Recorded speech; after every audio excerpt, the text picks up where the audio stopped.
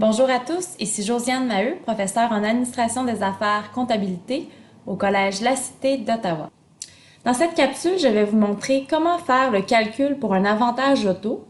Nous allons utiliser l'exemple 1 dans le fichier Excel. Donc, important de noter, dans les données que nous allons utiliser, nous utilisons les taux de 2019. Donc, pour l'avantage auto frais de fonctionnement, on utilise le taux de 28 sous par kilomètre pour l'année 2019. Voici les informations fournies. Le coût de la voiture est de 23 400 $. C'est le coût original de l'employeur, TVH incluse. L'employé qui a disposé de l'automobile de l'employeur a utilisé la voiture pour des fins personnelles pour un total de 12 000 km et il a parcouru un total de 29 000 km dans l'année 2019.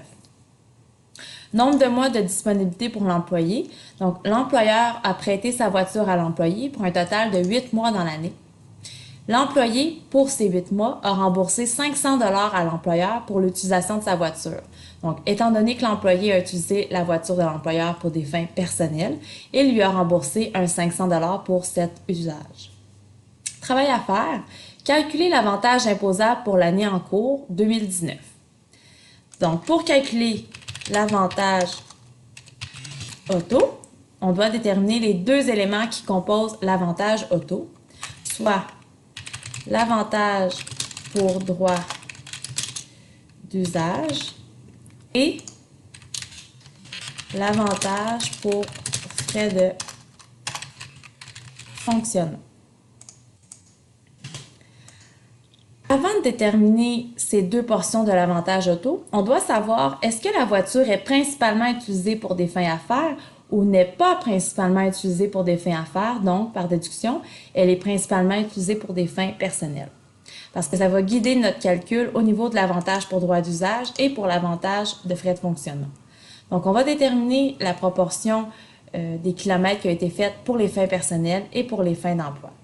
On va trouver les kilomètres emploi par différence, donc 29 000 km total, moins les 12 000 km personnels, on a fait 17 000 km pour l'emploi.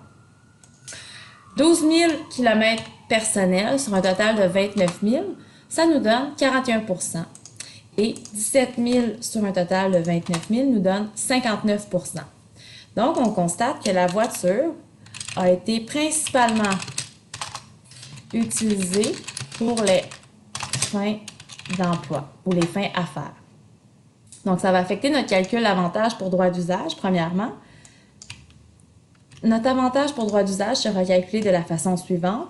A sur B fois 2 % fois C fois D.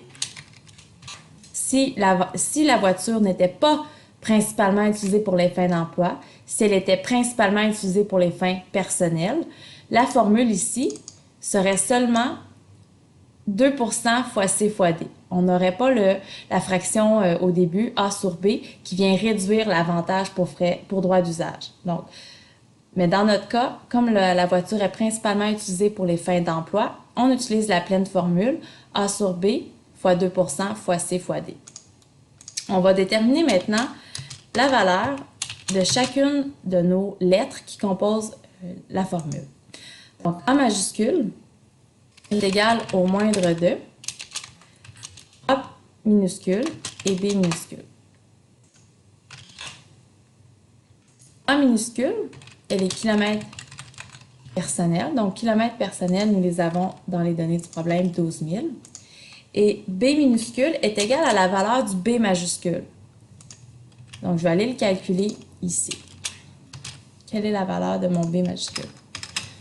B est égal à 1667 km fois nombre de mois à la disponibilité de l'employé. Donc, le nombre de mois où la voiture est disponible pour l'employé, on a dit tantôt que c'était 8. Donc, on va le calculer. 1667 fois 8, 13 336. Donc, la valeur de mon B ici, 13 336. Et maintenant, je suis aussi capable de déterminer la valeur de A. La valeur de A, le moindre de, le moins élevé entre 12 000 et 13 336. Donc, c'est 12 000. La valeur de mon B 13 336. La valeur de mon C, c'est le coût de l'auto de l'employeur, TVH incluse, le coût original. Donc, 23 400. Et finalement, la valeur de mon D. D, c'est le nombre de mois à la disponibilité de l'employé. Donc, nous avions dit que c'était 8. Maintenant que mes 4 éléments de la formule ont été déterminés, je suis capable de calculer mon avantage pour droit d'usage. En utilisant la formule, donc A sur B fois 2% fois C fois D en dollars, 3 368,93.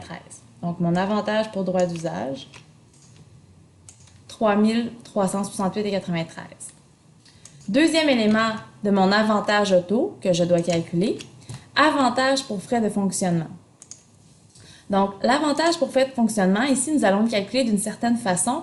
Étant donné que l'auto est principalement utilisée pour des fins emploi, on va utiliser le calcul qui va avantager notre employé. On va prendre le moindre de 2 éléments. Donc, puisque la voiture est principalement utilisée pour les fins d'emploi, le calcul pour l'avantage de frais de fonctionnement est le moindre de petit a, 50% fois droit d'usage, donc 50% fois le droit d'usage, ou B, le taux de frais de fonctionnement par kilomètre fois les kilomètres personnels. Donc, 0,28 $ par kilomètre fois les kilomètres personnels égale 0,28 fois mes kilomètres personnels, 12 000, donc 3 360.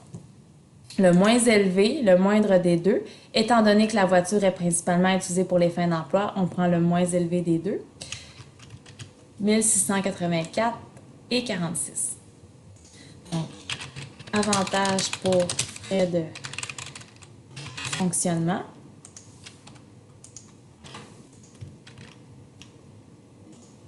« 1684,46. On n'oublie pas également que l'employé a fait un remboursement pour 500 $ à son employeur, étant donné qu'il a utilisé la voiture à des fins personnelles.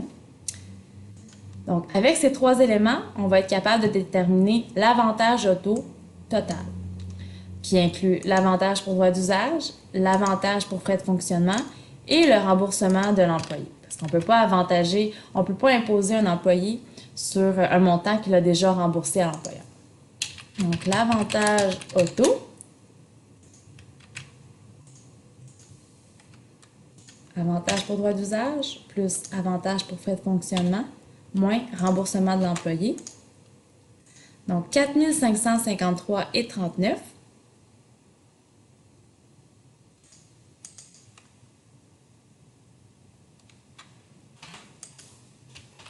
À inclure dans le calcul du revenu net d'emploi de cet employé.